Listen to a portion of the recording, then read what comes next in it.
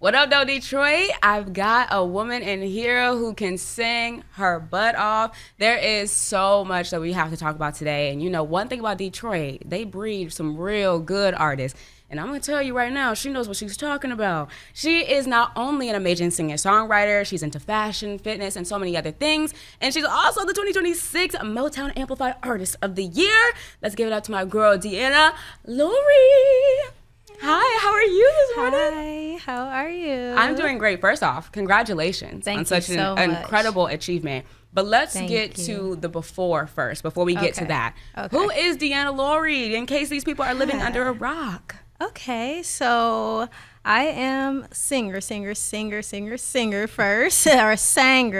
I know that's right. I grew up singing, definitely in the choirs, but I was really shy. So it took me a while to come out of my shell. I've been singing for a while, like backgrounds for people, just learning my craft, you know what I'm saying, trying to get, you know, better, at the greatest at it. Mm-hmm. So that's where I started. So it's giving church choirs. So you got them church choir roots. That makes sense. See, that makes sense why the Whitney came later. See, we're going to get there. But, okay, take me through the inspirations of who, like, you listened to growing up. Obviously, you're a church girl, but if we were listening to Deanna at, like, what, 8 years old, what were you playing in your head? Or, like, what was playing in the household so we can get a vibe of what you were listening to? Okay. So I guess starting out, I would hear the Clark sisters, and I would hear like the harmonies, and I'm like, man, if I could just pick out one note and then perfect it, and then I could probably figure out everything else. So that's kind of what I did. I had the ear for music rather than someone teaching me, so it just kind of came naturally. And then my family they're musicians as well, so it was kind of, you know, in the basement, and you know, you take a listen and get better and better, and I'm like, okay, I think I got this. I love that the whole family is a musician. So does everyone sing, or do they play instruments? Like, what's the vibe? So my dad is a pastor as well. Okay. He teaches choirs. Well, he used to teach like choirs all around the city. And then he started playing like drums first, and then it was keys. And then my brother plays drums, and then my mom sings. So it was just, you know, revolving. So a Deanna Lori family band. Yes. That's essentially what the house sounded like. I love it. Yes, fun. It was so when fun. was the moment that you were like, okay, let me take this seriously? Because I feel like music is always something that starts off as just a passion. We always hear an artist or a song that sparks our love for it. But when did you realize, okay, no, I want to take this seriously because I'm a singer and I need everyone to hear me sing? Yeah. Oh, wow. Ooh. I would say when I was singing really loudly in my bedroom, but other than that, that was the start. But I would say around the age of 16, I started writing. And just coming up with melodies to beats and stuff like that, and just got better at that.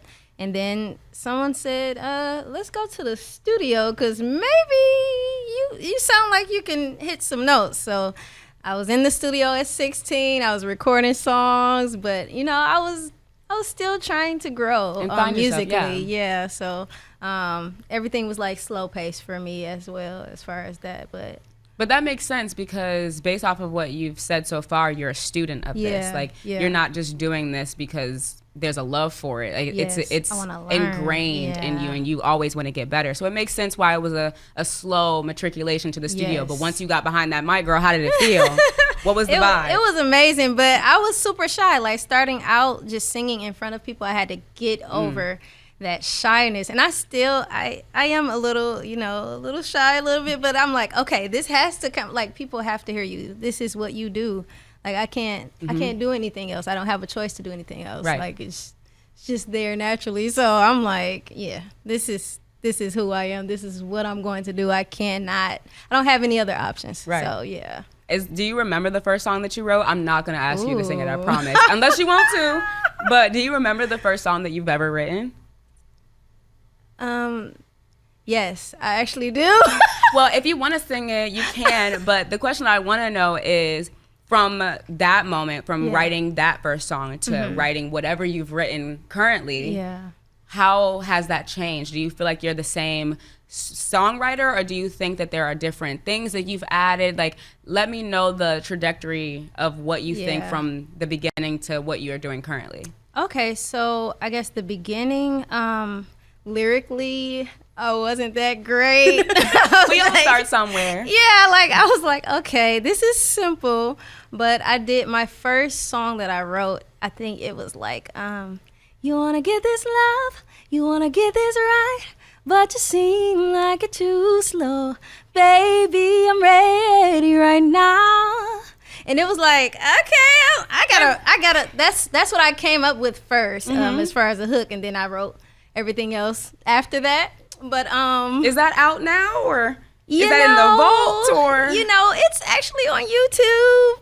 It's old. It's a little dust on it, They can see where you've come from, your roots. Yes. So that was a great start for me. But that was literally the only song I've probably ever put out. So I am like rebranding, and just as an artist, coming out again. And what does that rebrand look like for you now? Ooh. Like what is this era speaking for you?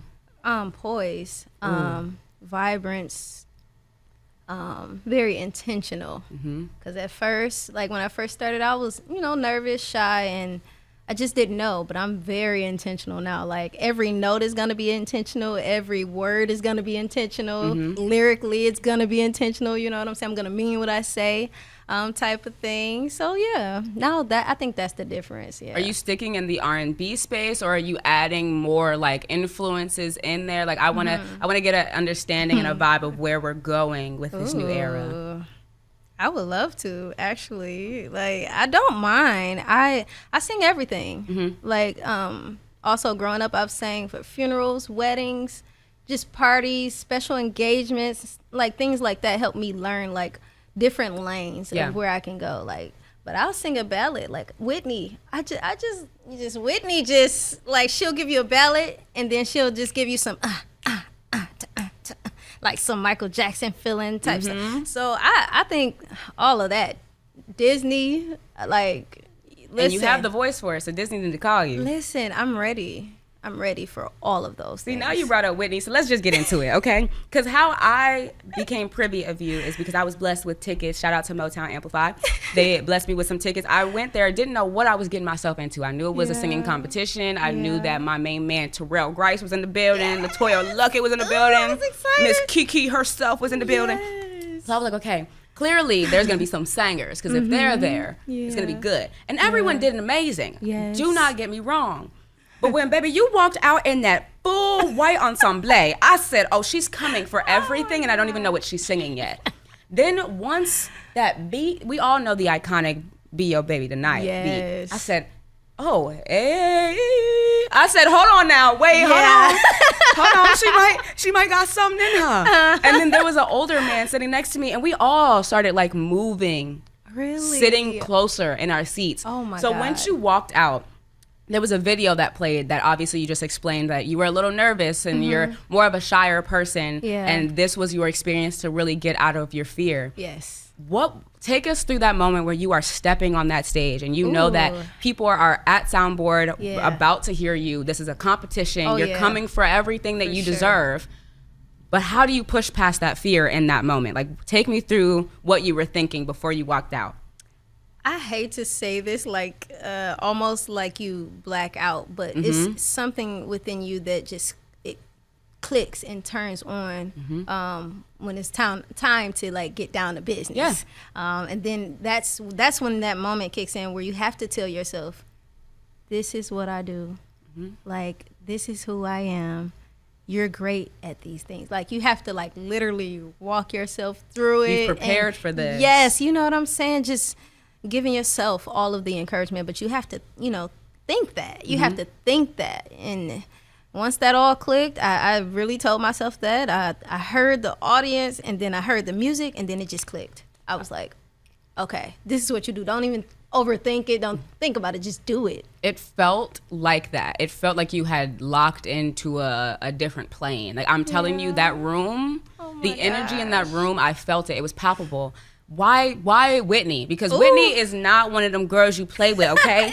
Auntie was up in heaven being like, I'm waiting to see what you're going to do. So why Be My Baby Tonight? Like, what drew you to that song? Obviously, you have love for Whitney, but why did you choose that song for this competition? I chose that song because I wanted to challenge myself.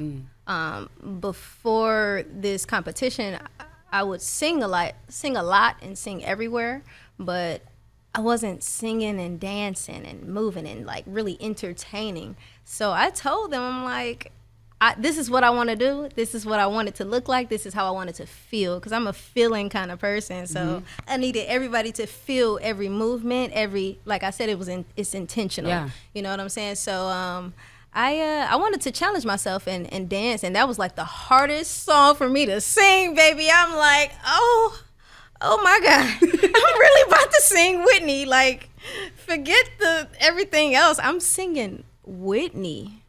I'm like, no, nobody can sing Whitney like she sings it. You know what I'm saying? So it was the pressure. But I was like, I'm myself.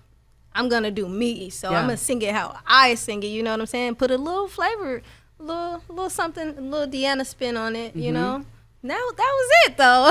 Like, you did that. I promise you, I can't speak for the Queen Whitney, but I know that she was up there being like, yes, with her bob. She was like, yes.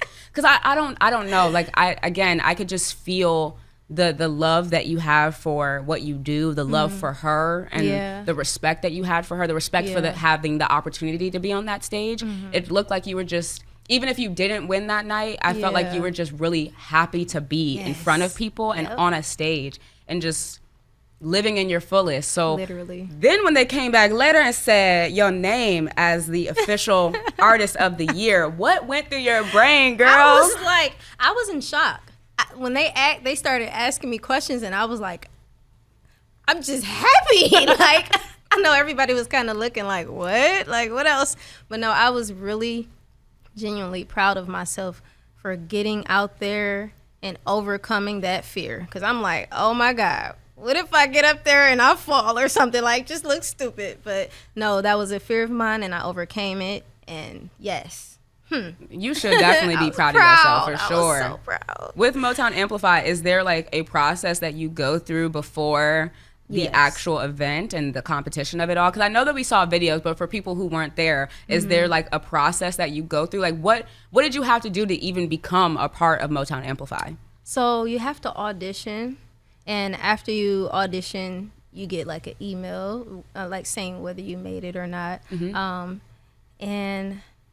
What was it? Email, and then you come in as like a group. Like, there's like 10 other people beside yourself, and you meet everyone that basically auditioned and made it. And then after that, they tell you that there's like a month of like rehearsing, just molding, getting you into the person that you want to. Artist development. Yes. Yeah. Good artist development. So we had a vocal coach, and then we had Tristan, which he's really everything to me. I'm like, it's not just one title that you have for him. He's like literally everything. But he helped me through every trial and tribulation. I didn't cry. I didn't get up. I'm like, okay. He like, you got this. I'm like, okay, I got this. Now let's do what you came to do. We're going to help you dance. We're going to help you move and sing and breathing, everything that I needed help with. So that what do you think was one of the most something that you didn't realize that you needed to learn that Tristan or whoever a part of the Amplified team really helped you with? Oh, something I did not know. Breathing. That's real. You don't realize how much breathing is really impactful, and you don't learn it the proper way without someone actually teaching it to you. So yes, breathing, and then you have to just do things, do things through naturally first, and then kind of critique yourself, but not critique yourself in a way that is making you feel like you can't, accomplish it. But not downplaying yourself, but just fine tuning. Yes, but I would say do everything naturally, and then fix one by one what you want to fix, and do it step by step like that. And I just think that's how you get better, at what you want to do. Beautiful. Okay, so now what What's next, girl? Like, are we getting music, girl? Because I'm waiting. I need to be able to press play on my Spotify. Like, what are we doing? I am hoping to put out an EP before the year ends now. But right now, I am working on a single with a great producer. You don't have to tell me yet. Later. No, but I am working on a single right now, and I also have a couple of gigs coming up. Do you want to talk about them, or are they able to be shared? Okay. Sure. Now, can I look up? Absolutely. Really quick? Because I don't want to lie to anybody here. But so my gig is on the 20th, and it's from 3 to 7. Now the address, you guys, I want to say it's on Dexter. It's 13200 Dexter Avenue, if I'm not mistaken. But it's for like Juneteenth and everything like that. Which is gonna be so perfect. Yes. Do you know what you're singing? You don't have to tell me, but you could just tell me. Yeah, I know what I'm singing. I do. Is it giving Juneteenth freedom? Yeah. Okay, that's all I need to know, girl. We can definitely, give it a lot of that, So, I love that. Yes. So now that you've essentially just gotten into this moment of, I guess, acceptance, and not just acceptance, but like really truly understanding you as an artist and being proud of getting over a fear, what is something next that you want to tackle? Because I feel like getting over the stage fright, getting over the shyness, getting into like a full, I'm an entertainer, I'm a powerhouse, I'm taking over this stage is obviously a very big feat. But is there something else that you feel like, you know what, I feel like I really want to take on this challenge next. I want to challenge myself and put myself forward in this lane. Like in a different lane? Whatever. It could be same musically, or if you want to get into film, girl, like whatever it is. Okay, I thought about fashion. Like, I love me some fashion. Like, if I can incorporate that, I love fashion. So it would probably be anything with fashion. Maybe acting a little bit. Okay. Do some behind the scene things. Okay. Music-wise, maybe on movies and things like that. So I would definitely...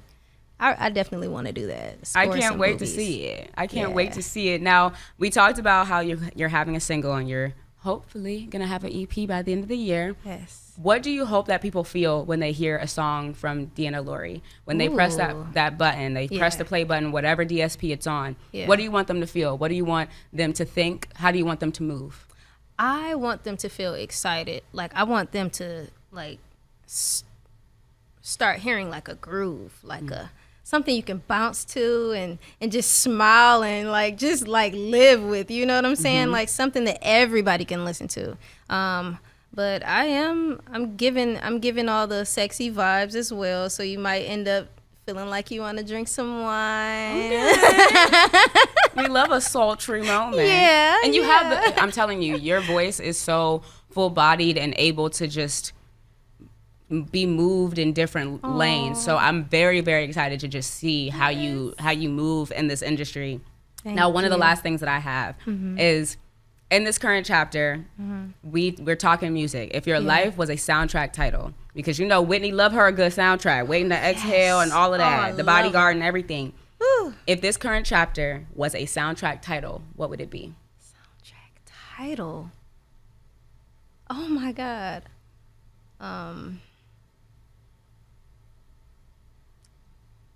I love this word, but I would say poise. Like, I think it would be called poise. I don't know, like something. No, I don't poise know. That's is the good. first. That's the first. Like, I think like poise. It's like, how do you describe poise? The way that you are right now, the aura that you have. Yeah, it's literally the aura that you have, and you showing it off or sharing it with people. You know what I'm saying? I would say that. I love that. Come on now. Well, I appreciate you so much for being here. I appreciate what you have done musically. I'm super proud of you. I'm telling you, girl, you moved that room and you moved me. I was so excited for you. Literally screamed so like I knew you, girl. Oh. I was like, yes, Deanna. But congratulations. I cannot wait to see what's next. And when that EP and that single come out, girl, let me know and you can come right on back here, girl. Yay. Thank you so And much. let them for know where they having can me. follow you so they can stay Okay. up to date so that they know when everything drops. Oh yes, for sure. So at Deanna Lori _ is Instagram. So it's @DeannaLori_, and that's on Facebook as well. Thank you so much for being Thank here. you. I had so much fun.